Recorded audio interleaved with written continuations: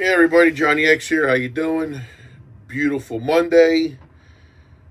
High 40s, push a 50, I'm guessing. Spring and summer are right around the corner. Right around the corner. Uh, got a lot to discuss today. Always with the good, then with the bad. Last night we were fortunate to attend the Professional Chefs Association annual dinner at the Renault in Galloway, or Pennsyltucky, as some people call it.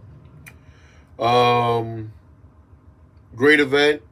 We were there with Paris Produce, which were also recognized for being one of or the longest standing supporting food supplier in the area. So congrats to Paris, 100-year-old family business. Our friends over at Westside Meats, but not only meats do they sell, down in Rio Grande, were recognized to be the distributor of the year. Congrats to Nick DiLorenzo, and family. And, I got to see a bunch of buddies.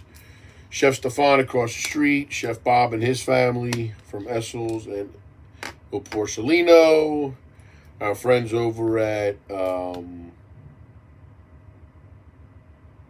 boy, Smith-Berlin, received an award. So congrats. Good to see locals making marks in the hospitality industry, because this is what this area is known for. Our great hospitality. Maybe not some of our politics, but definitely hospitality. Absolutely. What else? That's pretty much it. Also, starting in March, we're going to move the show to the second Tuesday of every March. Two reasons. One, doing this every week is a pain in my rear, and my wife wants to kill me. So I'm going down to Tuesdays. But on the second Tuesday, our buddy here does his show with Scott Cronick. So we're going to highlight all of the malarkey and BS that comes out of his mouth. So that's why we're doing the second Tuesday of every month. And with that, we're going to chill with the politics and talk about hospitality and events happening in the area, whether you would know or don't know about. So anything to do with cigars, wine, alcohol, beer, events around those subject matters, because other people in media who are professionals do other things, but I just want to concentrate on things that I like to do and people who entertain the same likes. So we're going to broaden this once a week thing. Probably go a little bit longer, obviously. Maybe have a guest on here or there on location. Can't guarantee live all the time. But we're going to do a little change up. So if it goes fast and people consume one of the two vices of either alcohol or tobacco, inbox us at Ducktown Spirits Cigar Co. at gmail.com, or look us up on the two social medias. Inboxes, give us heads up. Obviously, too, our favorite coffee. So anyone with a new coffee spot, let me know. And, just to talk people up. That's all we're doing. Talk people up. Except for this guy here. You don't deserve it. So, there's the pluses. Let's go with the negative. So, we brought to light the furniture. Marty got into the home interior thing. So, we'll flip-flop 1 and 2 right here. So, actually, number 3. Horrible interior designer. If you haven't seen, look on our social media. Um, yeah, narcissism pukes all over City Hall right now with this corny "great day" phrase and whatever he has. Um, a very expensive, unnecessary, tacky, tasteless decision that, you know, as a representative of the people of Atlantic City, that doesn't sit well with a lot. Just plain old seats with a plain old table with the city crest, and if you put flowers around it or something like that on the wall, you get those three-dimensional signs a lot of people are doing now, where you decorate it for whatever holiday is there. Cool with that. But to personalize city property for your own political gains, there's got to be a no-no involved with that. Absolutely. So, and the amount of money that was spent, I don't care if it was budgeted or not. I know, and some of you know for a fact, other things should have deserved more attention and time than the furniture. I know for a fact, and I got a call today when these people read the article, that the fire department has about a half a dozen garage doors that do not open, and that the best person around Jersey Door Company, not Jersey Door Company, I apologize, Overhead Door Company, which does the garage doors, people may or may not know that they have their own system that they use, so it's very hard to find somebody else to work on their stuff. I had personally dealt with that. So they have their own whatever with their garage doors, and to find someone to come in and work on them, it's challenging. But point being is, they won't even come out anymore because the city is bad pay. They're good pay to the furniture company because it says "Great Day" and Mayor Marty Small and "Can I get a hallelujah, amen," and whatever else. But our first responders to able to open up a door and leave to do their job, we're nickel and diming. But we want city crests on the seats because of the high-end clientele that's coming in here wanting to spend trillions of dollars so fast because of the nice upholstered seats we're putting up. I mean, I'm sure a casino or even a convention center had some extra stuff lying around that is in better condition than the proposed older furniture. But no, God forbid we were a penny wise and a dollar irresponsible. It just kills me. This Harry Camp Park, man, my man. For someone that wants his road diet and telling people about traffic and whatever the whole nine, in 1 week he was spotted twice, and I didn't even take the pictures. These were given to me.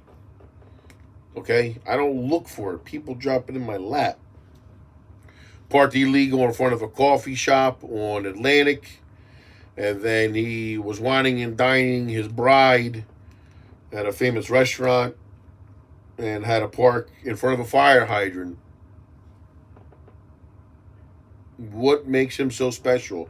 They make $400,000 a year. You mean to tell me they couldn't go in around the corner and gave the $5 to $10 to the small business owner who has that parking lot, who probably pays $65,000-$70,000 a year?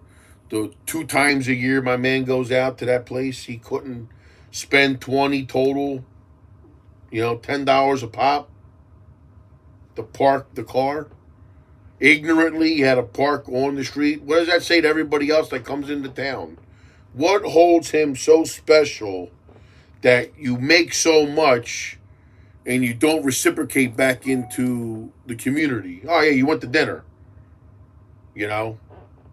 Who knows if you even paid for it? Who knows you didn't use it as a political expense because you had a 3-second conversation with your wife about elections, or she didn't expense it talking about school stuff. We all know the BS involved with that.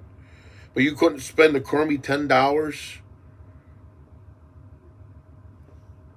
to the entity that owns that lot to park in there? No, you had to block a fire hydrant. God forbid something happened. We had to excuse you from your dinner to move your car. Sorry, Marty. Didn't mean to bother you on Valentine's Day night, but we got to put out a fire. Can you move your car?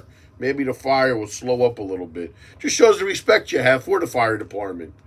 I mean, you ignorantly block the safety end of it, and then you mock them, you finding it funny when it comes to promotion time. People, think about it. What else? Weed dispensaries. 40 to 50 applicants. Fine. But many people, sorry, I want to use the locations of them. Why isn't there any distance between them and a place of prayer? A lot of these places of prayer treat people that have a drug vice to get better and whatever. So if you walk out of any of these churches from, their weekly or monthly meetings, the first thing you walk out and they see is, the weed dispensary spots. Yeah, I'm all about it, whatever. They bring in money, they do what they got to do, great. But there's a location for them, just like liquor licenses. You got to be so far away from a place of prayer, another location, a second location from your competitor, and an educational institution. Why is weed held to a different standard? I think Governor Murphy definitely screwed that up. But I think here in town, we have quite a few places of prayer.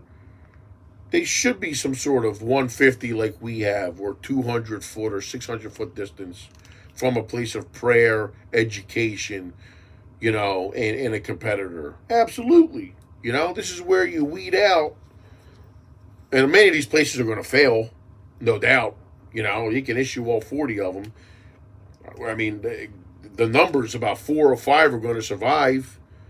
But of course, the city's wide open to take money, praying they go and they get a lease and whatever, the whole nine. So I find that a little bit irresponsible on their part. But whatever. It is what it is. All right, we already talked about Marty's new business venture, home decor. Abusing city privileges personally. Got a little fun fact thing from a disgruntled employee somewheres.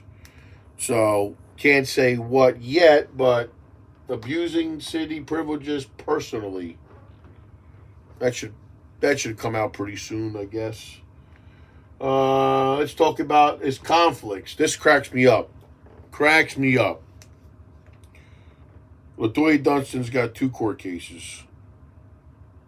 Both lawyers that were against her have conflicts and they're friends with Marty. So it just goes to see what tactical moves he's trying to do not to be caught up in this, because obviously the one is the election part where it was a close election, 6 votes, whatever, the whole nine. And then the second one was the gentleman who verbally threatened her and her husband. And they hired Damon Tyner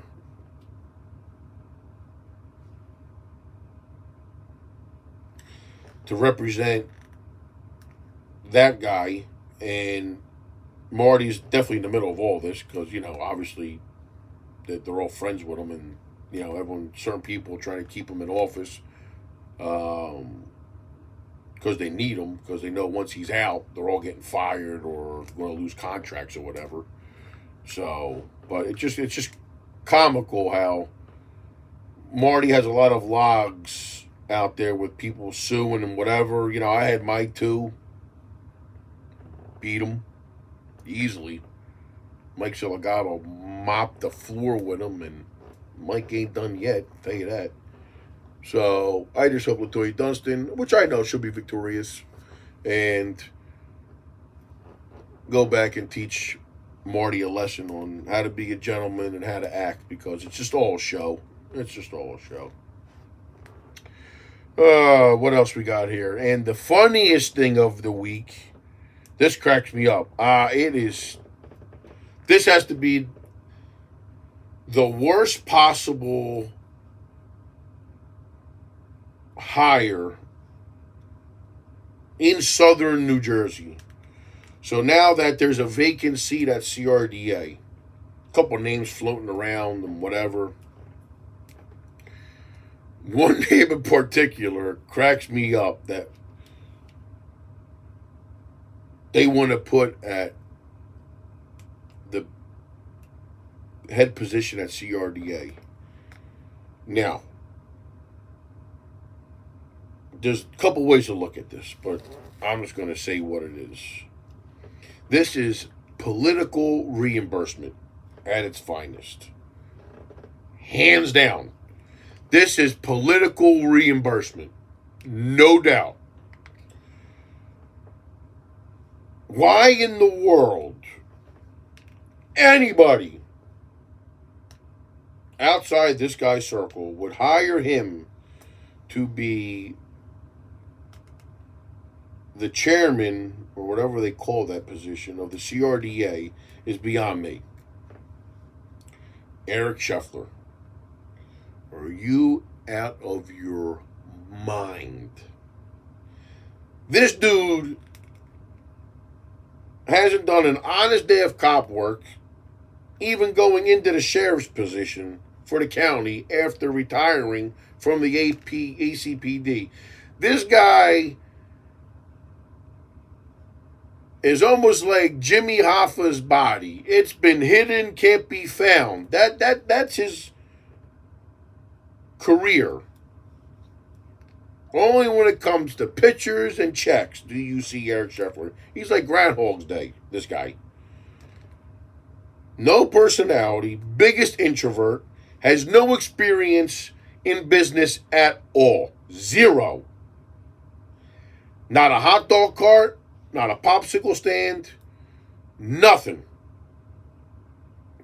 But we want to put him in charge of the CRDA at 175 for the next year and a half, because we all know Murphy's out. Whoever comes in, they're going to put their people in.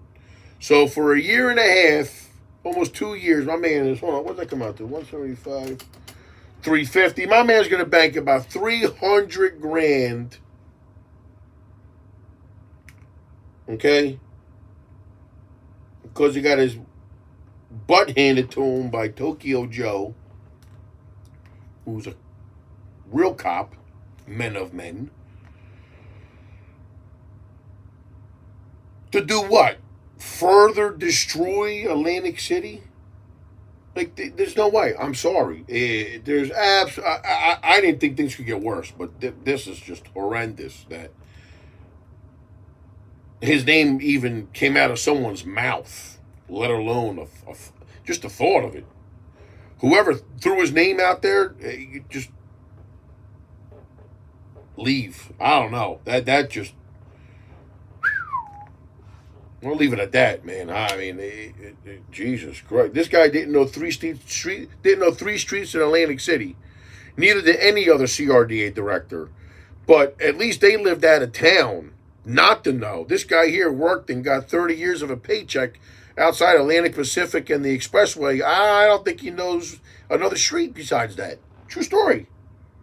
I'm sorry. I don't see it. I don't see it. I mean, like, oh boy, crazy. Crazy that they even thought about that. Whatever. I mean, Governor Murphy, I got a couple of names for you. I mean, I'll do it for crying out loud for 500 a week. Do a 10 times better job. And I'll still show up to my first one here at the bar. But Eric Scheffler? Come on, man. You can't be that dumb. You can't be. And whoever gave you the idea, delete their phone number. Oh, man. Or email, however they got in touch with you. That's just bad. Bad. And then, last but not least, I'm going to read you something. I was permission to read this. This is for all parents. Atlantic County, Ocean County, Cape May County, whatever. Someone sent me this. Now, this person here's family is very well known in the world of sports, especially locally here in town. That's all I'm going to tell you. And this person gave me this note. I'm going to read it. I asked them. They said no problem. I'm leaving names out of it, but this is coming from Pedigree AC old school residents. I'm going to skip some of the bad words. Got some good news. Got some Marty news for you. Last year at the Battle of the Beach football showcase at Ocean City, Marty was being weird and creepy, whispering in people's ears to move the event to Atlantic City.